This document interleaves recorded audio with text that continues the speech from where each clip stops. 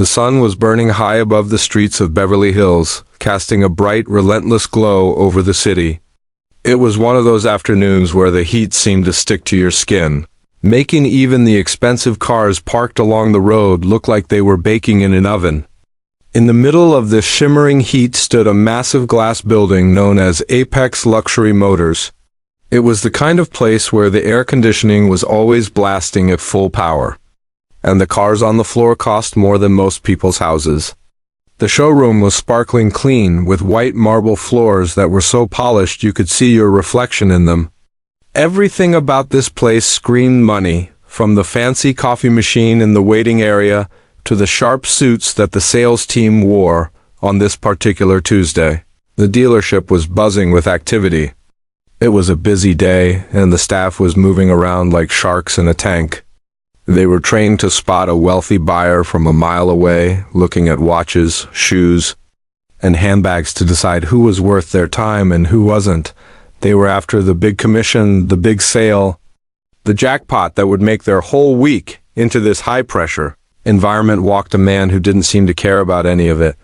Keanu Reeves stepped out of a dusty, black pickup truck that had seen better days. The truck looked like it was used for work, not for show. It was parked right at the back of the lot, far away from the shiny new sports cars near the entrance. Keanu climbed out, shutting the heavy door with a loud thud. He wasn't dressed like a superstar. He wasn't wearing a tuxedo or a designer suit. Instead, he wore a simple, faded green t-shirt, a well-worn leather jacket, and old jeans that had rips in them, not because they were fashionable, but because they had been used a lot. On his feet were a pair of scuffed work boots that looked like they had walked through miles of dirt and gravel. He pulled a worn baseball cap low over his eyes, shielding his face from the sun. He didn't have a bodyguard with him. He didn't have an entourage. He was completely alone. To anyone passing by, he just looked like a regular guy, maybe a construction worker or a mechanic on his lunch break. But underneath that cap was one of the most famous faces in the world. Keanu Reeves, the actor known for his kindness and his action movies, just wanted to look at some cars. He loved machines. He loved engines and the way things worked. He wasn't there to sign autographs or walk a red carpet. He was there because he had heard that this specific dealership had acquired a classic vintage Mustang that he had been hunting for years. He walked slowly toward the entrance, his hands stuffed deep into his pockets. As he approached the glass doors, he could see the salespeople inside. They were smiling, shaking hands, and laughing with customers who looked expensive. Keanu took a deep breath, preparing himself for the chaos of the showroom. He didn't want to be recognized. He just wanted to enjoy the cars. When he walked through the sliding glass doors, the cool air hit him instantly. It smelled like leather, expensive cologne, and fresh coffee. It was a smell of luxury. Keanu walked in quietly, keeping his head down. He moved toward the line of cars displayed in the center of the room, his eyes lighting up as he saw the beautiful machines. There was a bright red Ferrari, a sleek silver Porsche, and a massive black SUV, but his eyes were scanning the room, looking past the new cars, searching for the classic section at the back. While he was looking, the staff members watched him. The floor manager, a tall man with a perfectly styled suit and a watch the size of a dinner plate, was standing near the front desk. He had a clipboard in his hand and a look of impatience on his face. He was in charge of the floor, and his job was to make sure the salespeople were focusing on the right kind of people. The manager saw Keanu walk in. He looked at Keanu's dusty boots. He looked at the ripped jeans. He looked at the old jacket. Then he looked at the clipboard. There were no appointments listed for anyone looking like that. The manager made a quick calculation in his head. He decided, right then and there, that this man was a tire kicker. In the car business, a tire kicker is someone who comes in to look at cars they can't afford. Wasting the sales team's time, the manager didn't say anything to Keanu. He just nudged a young salesman who was standing nearby, whispered something in his ear, and pointed to a different customer who had just walked in wearing a Gucci dress. The salesman nodded and rushed over to the new customer, completely ignoring Keanu. Keanu didn't mind being ignored. In fact, he preferred it. He had his own space. He walked past the new cars, running a hand gently over the hood of a convertible. He appreciated the craftsmanship, even if these brand new luxury cars weren't really his style. He kept walking until he saw what he came for. Sitting in a spotlight in the corner of the showroom was the car. It was a 1970 Ford Mustang, dark blue with white racing stripes. It was beautiful. Keanu stopped walking. A small smile appeared on his face. He walked over to the Mustang, looking at it with the eyes of a true lover of cars. He didn't see the price tag. He saw the history. He noticed the chrome bumpers, the shape of the headlights, and the way the tires sat on the floor. He leaned in close to the window, cupping his hands around his eyes to see the interior. "I didn't think they still made them this clean," he whispered to himself. He sounded genuinely happy. For a moment, he forgot about the movie scripts, the paparazzi, and the fame. He was just a guy standing in front of a cool car. However, his moment of peace didn't last long. The floor manager was still watching. He saw Keanu leaning on the vintage Mustang, which was one of the most expensive cars in the showroom. The manager's face turned red. He hated it when people touched the cars without permission, especially people who looked like they couldn't afford the insurance for them. He walked away from his desk, his shoes clicking loudly on the marble floor. He straightened his tie and marched toward Keanu, ready to protect his valuable inventory from this intruder. The atmosphere in the showroom shifted. The other customers stopped talking and watched, sensing that a scene was about to unfold. Keanu, still looking at the engine through the open hood, had no idea that the manager was storming toward him, ready to throw him out. The floor manager was not in a good mood. He stood near the reception desk, tapping his pen aggressively against the clipboard. His eyes were scanning the showroom floor like a hawk, looking for problems, and in his mind, Keanu Reeves was a very big problem. To the manager, this man in the worn-out jacket wasn't a customer. He was a nuisance. He saw the dirt on Keanu's boots, the faded denim, and the baseball cap pulled low. He saw someone who didn't belong in a world of marble floors and six-figure price tags. The manager marched across the showroom. His shoes made a sharp, clicking sound on the polished floor that cut through the quiet, elegant music playing in the background. He didn't walk casually. He walked with purpose, straight toward Keanu, who was still admiring the vintage Mustang. The manager was determined to protect the expensive car from someone he viewed as unworthy. He wanted to make a show of it too, letting the wealthy customers in the room know that he kept a tight ship. As he got closer, the manager didn't slow down. He walked right up to Keanu, invading his personal space, and stood between him and the car. "Hey!" the manager barked. It wasn't a greeting. It was a shout.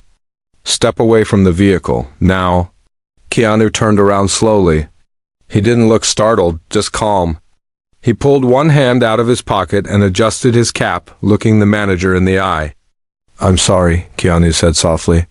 His voice was polite, completely lacking the aggression the manager had expected. "I was just looking. I didn't mean to touch anything." The manager crossed his arms over his chest, puffing it out to try and look bigger. He glanced around the room, making sure the other customers were watching. He wanted them to see him handling a situation. "Looking is fine, but you're breathing all over the paint," he sneered. "This isn't a museum for people like you. You can't just walk in here and put your hands on the merchandise." The other customers in the showroom went quiet. A wealthy couple looking at a nearby SUV stopped talking and turned to stare. A salesman near the coffee machine froze, holding a cup, his eyes wide with shock at how rude his boss was being. The air in the room suddenly felt heavy and awkward. Keanu took a small step back, raising his hands slightly in a peaceful gesture. "I understand," he said. "It's a beautiful car. I was just admiring the restoration work. The engine bay looks incredibly clean." "I don't care about the engine bay," the manager snapped, cutting him off. He pointed a finger toward the glass exit doors. "I care about my floor. I care about my inventory. And right now, you are blocking a sale for a real customer." The manager looked Keanu up and down, his face twisting into a mocking smile. "Do you even know what this car costs? Do you know how many zeros are on that price tag? It's a vintage Mustang. It costs more than you probably make in 5 years. Keanu didn't get angry. He didn't yell back. He just stood there, taking it. He felt a bit sorry for the manager.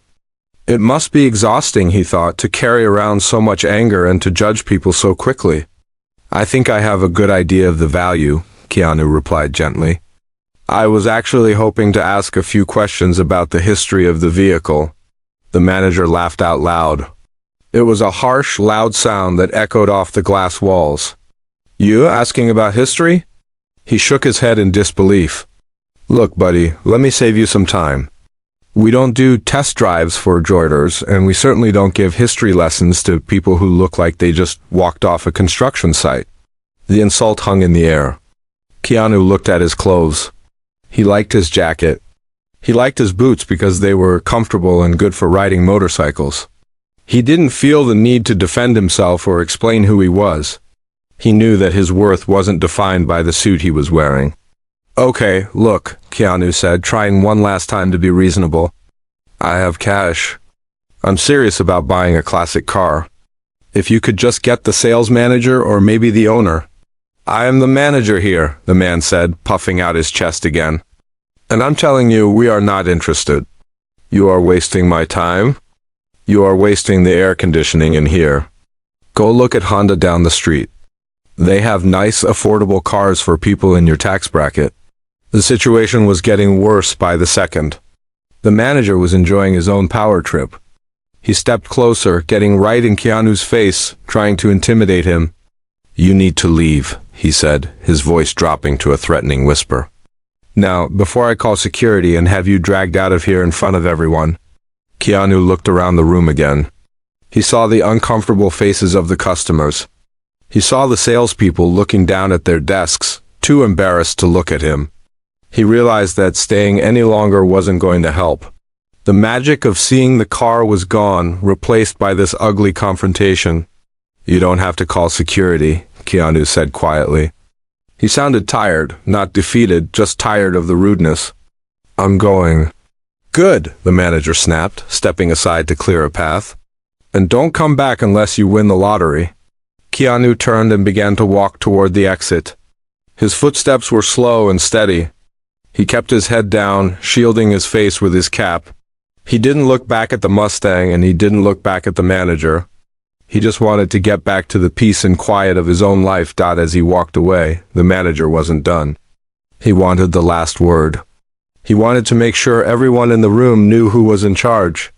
And hey, the manager shouted at Keanu's back. Next time you see a nice car, take a picture. It lasts longer and it's free. A few people in the showroom gasped. It was an incredibly rude thing to say to anyone, let alone a customer. The manager laughed again, looking at his sales team. All right, show's over, he announced, clapping his hands together loudly. Back to work, everyone. Let's sell some cars to people who can actually afford them. Keanu pushed open the heavy glass door and stepped out into the blinding California sun. The heat hit him instantly, a stark contrast to the cold, unfriendly air of the showroom. He walked across the hot pavement to his old, dusty pickup truck. He climbed into the driver's seat and sat there for a moment. The truck smelled like oil and old leather, a smell he loved. It was real. It didn't pretend to be something it wasn't. He let out a long sigh and rubbed his face with his hands. He wasn't angry about being kicked out. He was used to people judging him by his appearance. But he was disappointed. He hated seeing people treat others with such disrespect just because they thought they had more money or more power. He looked at the steering wheel, thinking about the manager's face, the sneer, the arrogance. He thought about how that man treated the other staff members, barking orders at them. Keanu knew that kind of behavior was poison. It ruined businesses. Keanu reached into his jacket pocket and pulled out his cell phone. He didn't call his agent or his assistant. He scrolled through his contacts and found the number he was looking for. It was the number for the dealership's corporate headquarters. He didn't own the place yet. The paperwork was technically being finalized by his lawyers at that very moment, but he was the one who had signed the intent to buy. He was the investor who had just bought the building an hour ago. He pressed the call button and put the phone to his ear. Inside the showroom, the manager was feeling good. He was bragging to a senior salesman about how he had kicked out a bum. He was laughing about the guy's boots. He thought he was the king of the world. He had no idea that the phone on the desk in his office was about to ring. He had no idea that the bum in the parking lot was actually his new boss. He had just thrown out the owner of the dealership, and in doing so, he had just thrown away his own job. The air inside the pickup truck was stiflingly hot, but Keanu Reeves didn't roll down the windows right away. He sat in the driver's seat, his hands resting on the steering wheel, staring at the dealership building through the dusty windshield. The giant letters Apex Luxury Motors gleamed in the sun, mocking him. He let out a long, heavy sigh. He wasn't angry about the insults. He had been in Hollywood long enough to grow thick skin. He wasn't even angry about being kicked out. What bothered him was the attitude. That manager, puffing out his chest, treating another human being like dirt just because of the clothes he wore. It was a sickness, Keanu thought. A sickness where people think money makes them better than others. He reached into his jacket pocket and pulled out his cell phone. He didn't call his assistant or his publicist. He scrolled through his contacts until he found the name he was looking for, Mr. Henderson, the head of the legal firm handling the acquisition. Keanu took a deep breath and pressed the call button. The phone rang twice before a crisp, professional voice answered. "Hello, Mr. Reeves. We are just finishing up the final signatures on the paperwork for the dealership. Everything is going smoothly on our end." "That's actually why I'm calling, Henderson," Keanu said, his voice steady. "I'm at the dealership right now." "Oh, wonderful. Are you inside? I assume the staff is giving you the grand tour?" "Not exactly," Keanu replied, rubbing his temples. "I'm sitting in my truck in the parking lot. The man running the floor right now. He just threw me out." There was a long, shocked silence on the other end of the line. "He did what?" "He threw me out," Keanu repeated. "Said I looked like I couldn't afford to be there. Sighed I should go look at cars in a junkyard. He was incredibly rude to me, and I saw him being rude to his staff, too. Henderson, I didn't buy this place to make a quick profit. I bought it because I love cars and I wanted to create a place where people are treated well. If this is how the management acts, we have a serious problem." Mr. Henderson's voice became serious. "Mr. Reeves, that is completely unacceptable. That manager is violating every code of conduct the company is supposed to stand for. Do you want me to call him and sort this out?" "No," Keanu said, looking out the window at the glass doors where he had been humiliated minutes earlier. "I don't want a phone call. I want you to come down here. Bring the final papers. And bring the regional director, the one who oversees the staff. I want to handle this face to face. I want to look him in the eye when he realizes who I am." "I'm on my way," Henderson said. "I will be there in 15 minutes. "Don't go anywhere." Keanu ended the call and tossed the phone onto the passenger seat. He leaned back and closed his eyes for a moment, gathering his thoughts. He wasn't looking forward to the confrontation. He didn't enjoy drama. But he knew that sometimes you have to stand up for yourself, and more importantly, for everyone else who got mistreated by that manager. Meanwhile, inside the air-conditioned showroom, the manager was feeling like a king. He was standing behind the main counter, holding a cup of expensive espresso, reliving the moment he had kicked the bum out to his sales team. "You see, guys?" the manager said, gesturing with his cup. "That is how you protect the floor. You can't let just anyone walk in here. If we let people like that touch the cars, the value drops. We are selling a lifestyle here, not just metal. You have to have standards." The younger salespeople nodded nervously. They didn't agree with him. They actually felt bad for the man in the leather jacket who had been so polite, but they were too afraid of losing their jobs to say anything. One salesman, a young guy named Tim, who actually loved cars for the right reasons, shifted his weight from foot to foot. He thought about how the man in the jacket had known about the engine bay of the Mustang. He seemed to know more about cars than the manager did. But Tim kept his mouth shut. The manager took a sip of his coffee and looked around his kingdom. "Now, back to work. We have quotas to hit. I want to see 2 sales before the sun goes down or nobody goes home." Just as the manager finished his sentence, the front doors swung open. But this time, it wasn't a customer. A woman in a sharp gray business suit stormed in, looking like she meant business. It was the regional director. She walked with such speed and authority that the security guard at the door didn't even try to stop her. Her eyes were scanning the room, searching for someone. She spotted the manager near the counter and marched straight toward him. Her face was flushed, as if she had run all the way from her car. The manager saw her coming and quickly tried to fix his tie, putting on his best fake smile. He thought she was a VIP client coming in to buy a fleet of cars. "Good afternoon, ma'am," the manager said loudly, stepping out from behind the counter to greet her. "Welcome to Apex Luxury Motors. I am the manager here. How can I help you on this fine day?" The regional director stopped inches away from him. She didn't smile. She didn't shake his hand. She looked him up and down with pure disgust. "Where is he?" she demanded, her voice shaking with anger. The manager blinked, confused. "Where is who, ma'am? Are you looking for a specific salesman?" "Don't play games with me," the director snapped. "Where is the new owner?" The manager laughed nervously, glancing around at his staff to see if they were watching this crazy woman. "The new owner? Ma'am, the corporate office hasn't announced anything yet. I think you might be mistaken.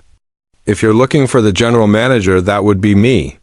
Suddenly, a heavy black sedan pulled up right in front of the glass doors. The window rolled down and a man in a suit, Mr. Henderson, stepped out. He was carrying a briefcase. He walked into the showroom, ignoring the greeter, and walked straight to the regional director's side. The manager's smile began to falter. He recognized Mr. Henderson from the company Christmas party photos. He was the head lawyer. Why was the head lawyer here with the regional director? "Is this him?" Henderson asked the director, pointing at the manager. "This is the man," she said coldly. "He's the one running the floor. Is there a problem?" the manager asked, his voice suddenly sounding small. He realized something was very wrong. The atmosphere in the showroom had shifted. The customers stopped looking at cars and started looking at the drama unfolding near the entrance. The sales staff were whispering. Mr. Henderson opened his briefcase and pulled out a thick stack of papers. He held them up in front of the manager's face. "Do you see this header?" Henderson asked. "Do you see the name at the top of this purchase agreement?" The manager squinted at the paper. He didn't need to squint long. The name was printed in big bold letters, Keanu Reeves. "This company," Henderson said, his voice loud enough for the entire room to hear, "has just been acquired. The new owner is Keanu Reeves.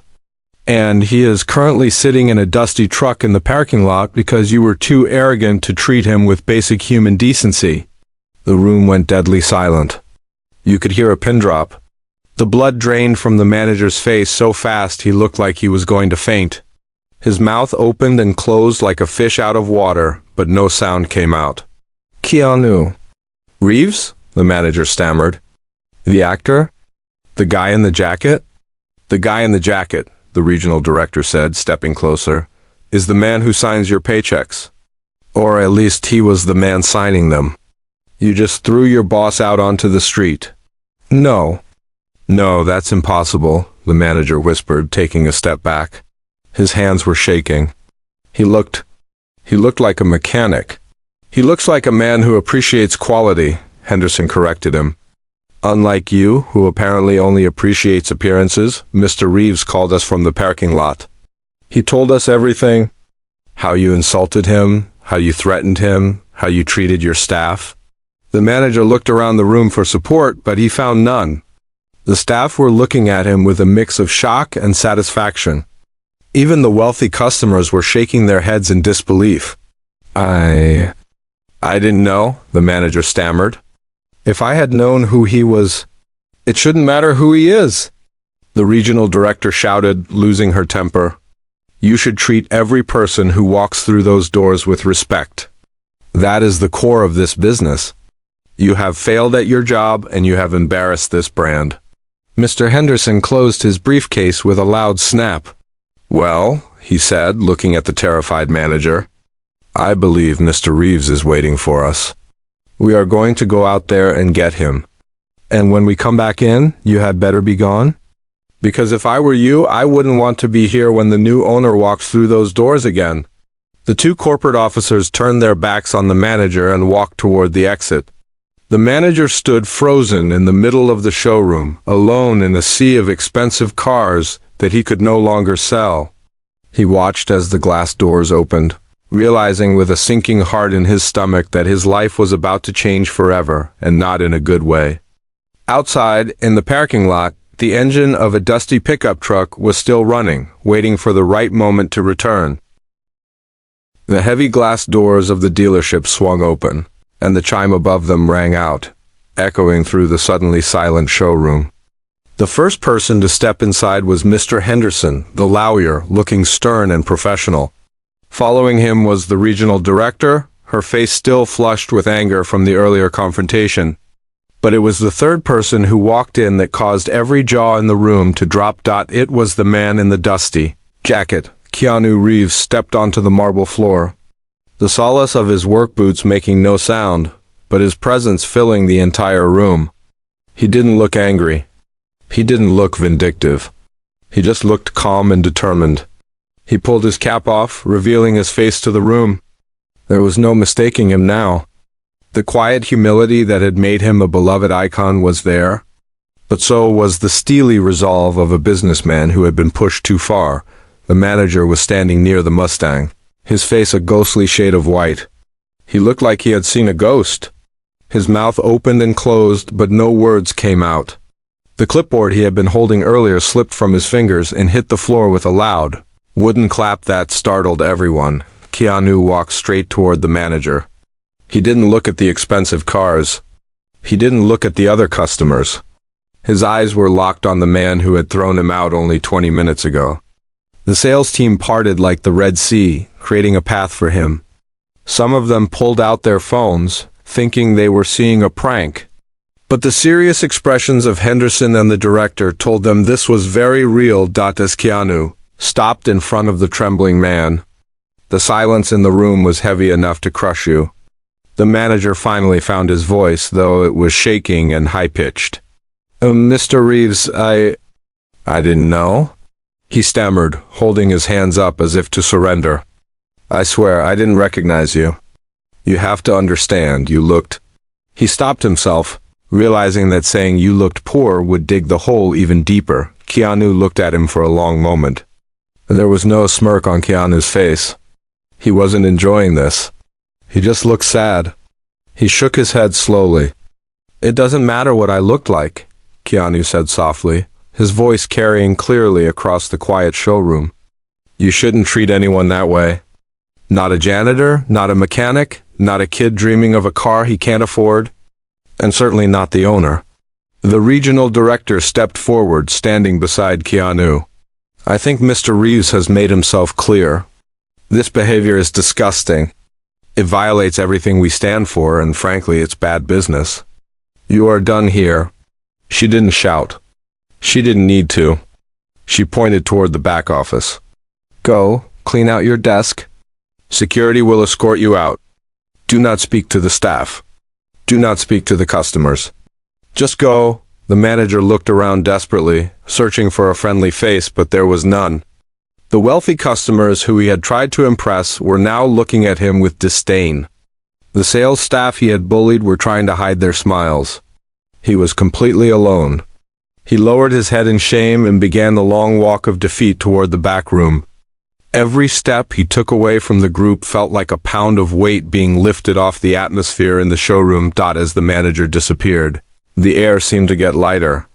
The tension that had been choking the room evaporated instantly. Keanu turned to the rest of the staff. He saw a young salesman standing near the corner, looking nervous. It was the same guy who had watched the whole thing earlier, looking upset.